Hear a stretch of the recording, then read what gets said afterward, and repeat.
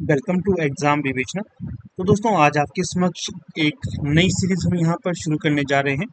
तो सीरीज कुछ हमारी इस प्रकार से रहेगी, जैसे देखिए आपको पता ही है हिमाचल प्रदेश में टीजीटी जो कमीशन होगा, चाहे वो आर्ट्स वालों का है चाहे अदर सब्जेक्ट्स का है, उसके लिए आपको जीके सेक्शन पूछा जाएगा। जो आपको पता है फर्स्ट पेपर में जो हिंदी और अन्य जो पोर्शन आएंगे वो आपको पूछा जाएगा। तो इसी को ध्यान में रखकर हमारी टीम द्वारा एक नई सीरीज आपके साथ साझा की जा रही है। ठीक है, हमारा जो यूट्यूब परिवार है इसमें भी बहुत से कैंडिडेट ऐसे हैं जिनके कमीशन अब होने वाले हैं, खासकर टीजीटी आर्ट्स की मैं बात कर रहा हूँ। इसी को ध्यान में रखकर हम ये एक सीरीज लेकर आपके समक्ष आए हैं। पहली वीडियो है ये हमारी। इसमें हम आपको कुछ जैसे अंग्रेजी के इंपॉर्टेंट क्वेश्चन होते हैं वो भी करवाएंगे, हिंदी सेक्शन होता है, इंडिया और एचपी जीके और करंट अफेयर के क्वेश्चन होते हैं वो भी आपको करवाएंगे। ठीक है, ये जितने भी क्वेश्चन पेपर है ये पहले हिमाचल प्रदेश में आयोजित किए गए हैं, इसी के आधार पर आपके साथ इन्हें हम डिस्कस कर रहे हैं। भविष्य की कोई भी परीक्षा होगी वहां पर आपको ये प्रश्न रिपीट होते हुए नजर आएंगे, इसलिए शुरू से लेकर अंत तक ध्यानपूर्वक इसे देखिएगा। बाकी देखिए जल्द ही आपके समक्ष हम अपनी एक ई बुक भी लॉन्च करेंगे, तब तक आप बने रहिए और इसी तरह के वीडियोस आपको कुछ ना कुछ समय पश्चात मिलते रहेंगे और आप इनका एंजॉय लीजिएगा और इनको नोट करते रहिएगा अपनी कॉपी में, क्योंकि ये प्रश्न आपको परीक्षा में देखने के लिए मिलेंगे। जो अभी मैं आपके साथ डिस्कस कर रहा हूँ यहाँ पर ये प्रश्न पत्र, ये असिस्टेंट प्रोफेसर जो इकोनॉमिक्स का था 2022 में इसकी परीक्षा हुई थी उसका जीके सेक्शन यहाँ पर और इंग्लिश सेक्शन हिंदी सेक्शन आपके साथ डिस्कस करेंगे। ठीक है, तो चलिए ज़्यादा समय न लेते हुए शुरू करते हैं लेक्चर को आज के। देखिएगा, जितने भी क्वेश्चन आपके साथ डिस्कस करूंगा ये सारे के सारे ऑफिशियल आंसर की पर आधारित है। फिर भी कहीं पर अगर आपको लगता है कि इस प्रश्न का उत्तर ये नहीं होना चाहिए दूसरा होना चाहिए तो आप बेझिझक बता सकते हैं, हम उसमें संशोधन करने की कोशिश करेंगे। ठीक है, हम पहले खुद जांचेंगे कि ये सही है या गलत, तो उसके पश्चात आपको बताएंगे। ठीक है ना। देखिएगा, पीडीएफ इत्यादि के लिए आप हमारे टेलीग्राम और व्हाट्सएप ग्रुप के साथ जुड़ सकते हैं, लिंक उनके आपको डिस्क्रिप्शन बॉक्स में दे दिए गए हैं। तो चलिए देख लेते हैं, पहला प्रश्न है यहाँ पर 76। इसमें क्या पूछा गया है, चूज द इनकरेक्ट सेंटेंस। यहाँ पर तीन जो सेंटेंसेस हैं ये तो सही होंगे, एक सेंटेंस यहाँ पर गलत होगा, तो उसका हमने यहाँ पर चूज करना है उसे कौन सा यहाँ पर इनकरेक्ट है। तो अगर हम 76 की तरफ जाते हैं तो यहाँ पर देखिए सही होगा, जो इनकरेक्ट होगा तो वो हो जाएगा ऑप्शन बी। कौन सा, बी में है, we use to play hockey nowadays, ये यहाँ पर रॉन्ग होगा, बाकी सही होंगे यहाँ। नेक्स्ट क्वेश्चन देखिए, तो इसमें arrange the following jumbles part into a meaningful sentence. तो यहाँ पर इन्हें जो ये जो जम्बल पार्ट्स हैं इन्हें हमने मीनिंगफुल सेंटेंस में कन्वर्ट करना है, तो कौन यहाँ पर सही होगा। तो 77 में जो सही ऑप्शन होगा तो वो हो जाएगा यहाँ पर आपका ऑप्शन डी। सबसे पहले S R T Q P होगा। ठीक है, एस पहले नंबर पे एस आएगा, फिर आर आएगा, फिर टी आएगा, फिर क्यू, फिर पी। इसको आप अपने हिसाब से भी रीड कर सकते हो। फिर अगला यहाँ पर आता है 78। इसमें क्या पूछा गया है, अनव्य की दृष्टि से शुद्ध वाक्य चुनिए। अनव्य की दृष्टि से शुद्ध वाक्य का चयन करना है, तो यहाँ पर 78 में जो सही हो जाएगा तो वो हो जाएगा आपका 78 में सही हो जाएगा आपका सी, मेरे दामाद तथा बेटी आए हुए हैं। सी होगा सही, मेरे दामाद तथा बेटी आए हुए हैं। 79 में जो सही होगा, इसमें क्या पूछा गया है, जिस वाक्य में कोई सामान्य कथन या सूचना हो उसे क्या कहते हैं। जिस वाक्य में कोई सामान्य कथन या सूचना होती है उसे क्या कहा जाता है। सिंपल सा ये प्रश्न है, हम इसे बार बार डिस्कस करते थे जब पीजीटी हिंदी में इस तरह के क्वेश्चन आते थे। तो 79 में जो सही ऑप्शन हो जाएगा तो उसे कहा जाता है विधानवाचक।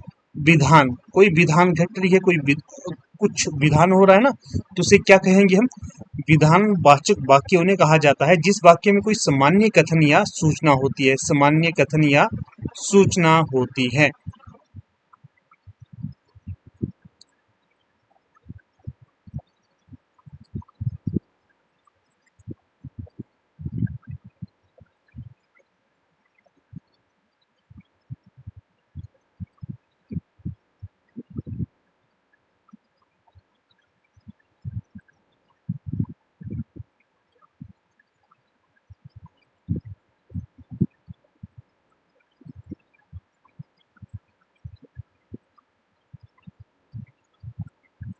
फिर देखिए अगला प्रश्न है यहाँ पर 80। इसमें क्या पूछा गया है, इतनी सुंदर डैश करने के बाद भी आपकी यह दयनीय डैश मुझसे देखी नहीं जाती। रिक्त स्थानों की पूर्ति हेतु उचित विकल्प का चयन करिए। तो यहाँ पर जो 80 में सही होगा, देखिए इतनी सुंदर, क्या इतनी सुंदर अव्यवस्था तो होगा नहीं, आस्था भी नहीं होगा, दुरावस्था भी नहीं होगा। यहाँ पॉजिटिव में क्या है, इतनी सुंदर व्यवस्था करने के बाद भी आपकी यह दयनीय अवस्था मुझसे नहीं देखी जाती। तो सही होगा यहाँ पर सी। इस तरह से आप थोड़ा सा पॉजिटिव और नेगेटिव ऑप्शन को भी अगर यहाँ पर देखोगे तो बाकी को आप एलिमिनेट इजीली कर सकते हो। फिर नेक्स्ट क्वेश्चन है 81। इसमें क्या पूछा गया है, निम्नलिखित में से जो शब्द भाववाचक संज्ञा नहीं है उसे चुनना है। भाववाचक संज्ञा जो HPSC शिमला है इसका पेट प्रश्न यहाँ से होता है भाववाचक संज्ञा से, तो ध्यान से आपने इसको रीड करना होता है। तो जो 81 में सही होगा, देखिए अगर हम पढ़ते हैं भाववाचक संज्ञा कौन कौन सी है, वात्सल्य भाववाचक संज्ञा है, ममत्व ये भी भाववाचक संज्ञा है, दुलार ये भी आपकी भाववाचक संज्ञा है, परंतु जो मासूम है ये भाववाचक संज्ञा नहीं होगी। ठीक है, तो डी हो जाएगा यहाँ पर सही। देखिएगा आपको बता देता हूँ, हिंदी ग्रामर के लिए हमारे शॉर्ट नोट्स तैयार किए गए हैं। अगर आप TGT कमीशन की तैयारी कर रहे हैं या फिर किसी अदर चीज की तैयारी कर रहे हैं तो इसके लिए हमारे शॉर्ट नोट्स हिंदी ग्रामर के लिए तैयार है। P/Q भी अवेलेबल है, अर्थात प्रीवियस के क्वेश्चन पेपर जो क्वेश्चन बने हैं वो भी अवेलेबल हैं और जो नोट्स भी अवेलेबल हैं। आप जो भी लेना चाहते हैं तो क्वारी के लिए आप हमारा नंबर है व्हाट्सएप नंबर 8219312129, इस पे आप व्हाट्सएप कर सकते हैं। ये डिस्क्रिप्शन बॉक्स में भी आपको व्हाट्सएप नंबर मिल जाएगा, व्हाट्सएप आप करिए अगर आपकी कोई क्वेरी रहती है इससे संबंधित। फिर है 82, सद्भावना समस्त पद निम्नलिखित में से किस समास का उदाहरण है। तो ये समास से संबंधित प्रश्न है। तो जो सद्भावना समस्त पद किस समास का उदाहरण होगा, तो ये होगा कर्मधारय का। किसका, कर्मधारय का। तो यहाँ पर जो सही विकल्प होगा तो ये होगा विकल्प बी, कर्मधारय समास। ये भी बोर्ड काफी पूछता है इस प्रश्न को। अगला है 83, किस अलंकार में जड़ या मानवेतर पदार्थों में मानवीय गतिविधियां देखी जाती हैं। किस अलंकार में जड़ या मानवेतर पदार्थों में मानवीय गतिविधियां देखी जाती हैं। अगर आप सिंपल से भी इस प्रश्न को पढ़ लेते हो तो आपको इसका उत्तर मिलता है। क्या श्लेष में ऐसा होता है, कदापि नहीं। रूपक में कदापि नहीं। उत्प्रेक्षा में कदापि नहीं। मानवेतर या फिर जड़, जो जड़ चीजों या फिर मानवेतर पदार्थों का मानवीय गतिविधियां, तो मानवीय गतिविधियां की यहाँ पर बात की जा रही, तो आपको पता ही चलना चाहिए मानवीकरण अलंकार होता है। वहां पर कौन सा होता है, मानवीकरण अलंकार। तो 83 का होगा बी, मानवीकरण अलंकार। फिर अगला क्वेश्चन देखिए 84, क्या पूछा गया है, फूंक फूंक कर पैर रखना। कैसे, फूंक फूंक कर पैर रखना मुहावरे का सही अर्थ। तो जो मुहावरा यहाँ पर अर्थ देता है तो वो हो जाएगा यहाँ पर सोच विचार कर काम करना। कैसे, सोच विचार कर काम करना उसे कहा जाता है फूंक फूंक कर पैर रखना। सी यहाँ पर सही होगा। अगला क्वेश्चन देखिए 85, क्या पूछा गया है इसमें, तो यहाँ पर पूछा गया है 1948 ईस्वी में हिमाचल प्रदेश को चीफ कमिश्नर का प्रांत बनाने के साथ उसका निम्न में से कुल कितना क्षेत्र था। जब 1948 में हिमाचल प्रदेश को कैसा चीफ कमिश्नर का प्रांत बनाया गया था तो उस समय हिमाचल प्रदेश का क्षेत्रफल कितना था, ये बताना है। सिंपल सा प्रश्न ये था। तो जो 85 का सही ऑप्शन हो जाएगा यहाँ, तो वो हो जाएगा उस समय हिमाचल प्रदेश कितना था, 57,018 वर्ग किलोमीटर। कितना, 85 का जो सही हो जाएगा डी, 57,018 वर्ग किलोमीटर। ध्यान रखना है, डायरेक्ट प्रश्न बनते हैं। वर्तमान में हिमाचल प्रदेश का क्षेत्रफल कितना है और जनसंख्या कितनी है, तो ये आप लोग कमेंट करके बताइएगा। फिर देखिए अगला है 86, इसमें क्या पूछा गया है, हिमाचल प्रदेश में निम्न में से कौन सी नदी ब्यास नदी की सहायक नहीं है। जो इस तरह से देखिए ट्रिब्यूटरी रिवर्स होती हैं तो ये आपको याद रखनी है। तो यहाँ पर पूछा गया है ब्यास की ट्रिब्यूटरी कौन सी नहीं है यहाँ पर रिवर। तो यहाँ जो 86 में सही होगा, देखिए कुनाहा, ये तो है। फोजल, ये फोजल भी है, कुल्लू में बहती है ये। बिनबा, बिनबा भी है, परंतु जो सिउल है 86 में, जो सिउल होगा ये नहीं होगी। ठीक है, सिउल ब्यास की सहायक नदी नहीं है, तो सी सही होगा ऑप्शन इसका। अगला है 87, इसमें क्या पूछा गया है, हिमाचल प्रदेश में महिलाओं के साथ घरेलू हिंसा रोकने के लिए संरक्षण अधिनियम कब लागू हुआ। प्रश्न को देखिए, हिमाचल प्रदेश में महिलाओं के साथ घरेलू हिंसा रोकने के लिए एक संरक्षण अधिनियम था, ये कब लागू हुआ था, ये पूछा गया है। तो 87 में जो सही होगा तो वो हो जाएगा 2005 में। 2005 में हिमाचल प्रदेश में महिलाओं के साथ जो घरेलू हिंसा होती है इसके रोकने हेतु संरक्षण अधिनियम लागू हुआ था, बी। फिर है 88, क्या पूछा गया है इसमें, हिमाचल प्रदेश बजट 2022-23 में कितनी नई सड़कें बनाने का प्रस्ताव रखा गया है। आपको देखिए ये प्रश्न तो नहीं आएगा, आपको आएगा जो करंट वाला है। ठीक है, तो उसके आधार पर आपने रखना है याद कि उसमें नई सड़कें बनाने का प्रस्ताव रखा गया था, कितनी किलोमीटर नई सड़कें बनाने का प्रस्ताव रखा गया है, तो ये आपको याद रखना है। तो जो 88 में सही हो जाएगा तो वो हो जाएगा डी। वैसे ये 2022-23 के बजट के अकॉर्डिंग मैं बता रहा हूँ आपको। अगला क्वेश्चन भी करंट अफेयर से संबंधित ही है, इसे तो हम स्किप ही कर देते हैं। आपको इकोनॉमिक सर्वे इत्यादि पढ़ना है आपको। चलिए इसको बता देता हूँ, कई बार पिछला भी पूछा जाता है। हाल ही में पीजीटी की परीक्षा हुई थी तो उसमें भी पीछे के क्वेश्चन पूछे गए थे, तो क्यों इसे स्किप करना हमने। 89, हिमाचल प्रदेश में आर्थिक सर्वेक्षण इकोनॉमिक सर्वे 2021 से 22 के अनुसार कला तथा संस्कृति को प्रोत्साहन देने के लिए निम्न में से कितनी राशि की व्याख्या की गई है। किसे, कला और संस्कृति को प्रोत्साहन देने के लिए निम्न में से कितनी राशि की व्याख्या की गई है, या कितना इकोनॉमिक सर्वे रखा गया था इसके लिए। तो 89 में जो सही ऑप्शन हो जाएगा तो वो हो जाएगा 8.13 करोड़, 8 करोड़ 13 लाख। ठीक है, ए सही होगा 89 का। फिर अगला है 90, हिमाचल प्रदेश में वर्ष 2020-21 के ओला रोधक जाली के लिए वित्तीय सहायता 50% से बढ़ाकर कितनी की गई। देखिए ये देखिए 2020-21 की बात की जा रही, तभी मैंने ऊपर आपके साथ ये डिस्कस किया।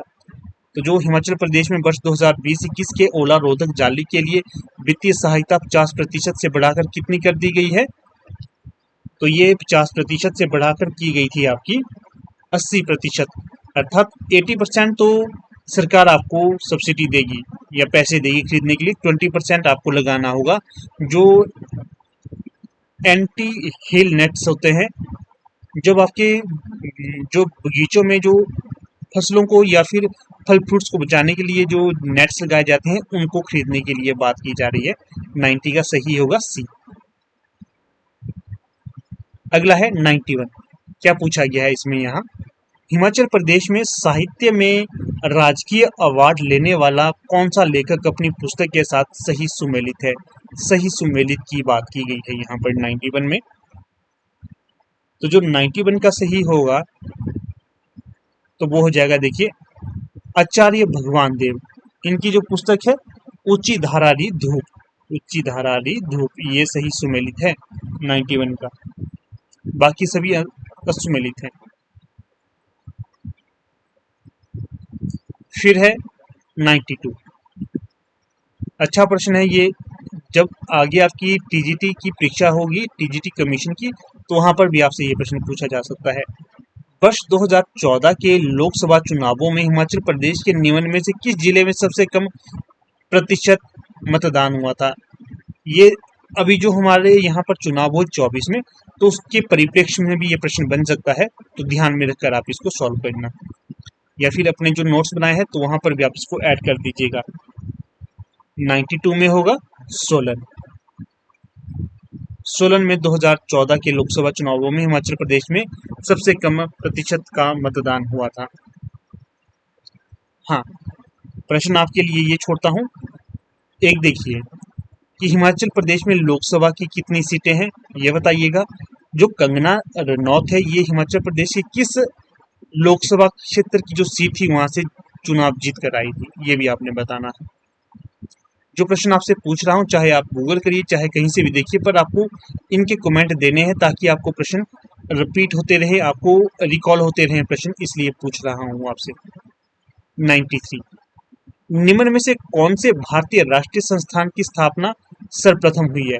यहाँ पर देखिए ये सीक्वेंस में दिए गए हैं, आपने बताना है, सीक्वेंस में नहीं दिए गए, आगे पीछे दिए है, आपको बताना है इनमें से कौन सा है जो भारतीय राष्ट्रीय संस्थान की स्थापना सर्वप्रथम हुई है दिए गए विकल्पों में से। तो जो 93 का सही होगा, सर्वप्रथम हुई थी नेशनल फिजिकल लेबोरेटरी की, ठीक है, सी, 93 का सी होगा सही। 94 देखिए यहाँ पर क्या पूछा गया 94 में, भारत के राष्ट्रपति के बारे में निम्न में से क्या सही है? जो भारत के राष्ट्रपति है उनके बारे में निम्न में से कौन सा तथ्य सही होगा, तो वो बताना है 94 का। तो जो 94 का सही होगा तो वो हो जाएगा सी, वह अपने हाथों द्वारा लिखित इस्तीफा उपराष्ट्रपति को भेज सकते हैं, ठीक है। बाकी ये तीनों तो यहाँ पर गलत हो जाएंगे, ए, बी और डी। 94 का सी सही होगा। अगला देखिए 95, क्या पूछा गया है 95 में, भारत के निम्न में से किस राज्य ने सर्वप्रथम तटीय क्षेत्र में 5 नमक रहित प्लांट लागू किए? तो 95 में जो सही होगा तो वो होगा गुजरात। फिर है 96, वर्ष 2017-18 में कृषि तथा संबद्ध क्षेत्र ने उड़ीसा राज्य की अर्थव्यवस्था में निम्न में से कितना सकल मूल्य ग्रॉस वैल्यू एडिड की वृद्धि में योगदान दिया? 96 का 18.9%। अगला है 97, निम्न में से किस देश में कैंटरबरी का मैदान है? तो 97 में जो सही हो जाएगा ऑप्शन, तो वो होगा न्यूजीलैंड में है ये मैदान। कहाँ पर? न्यूजीलैंड में।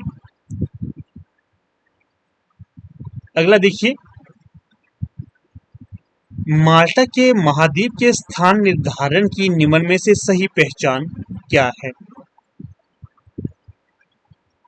तो 98 में जो सही होगा तो वो होगा यूरोप। क्या होगा? यूरोप। प्रश्न है यहाँ पर, निम्न में से सबसे अधिक जीवन संभावना है किस देश में? तो जिस देश में सबसे अधिक जीवन की संभावना रहती है तो वो होगा विकल्प के अनुसार विकल्प जापान। जापान में है ये, आपको पता ही होगा, जब आप जापान के बारे में पढ़ते हैं तो वहां पर सबसे अधिक वृद्धों की संख्या देखने के लिए मिलती है। अगला है 100, निम्न में से किस गुट निरपेक्ष देशों ने निम्न में से किस गुट निरपेक्ष देशों के नेम NAM सम्मेलन में प्रत्येक 3 वर्ष बाद शिखर सम्मेलन बुलाने का निर्णय लिया गया है? तो 100 का सही होगा ऑप्शन ए, द लुस्का कॉन्फ्रेंस 1970।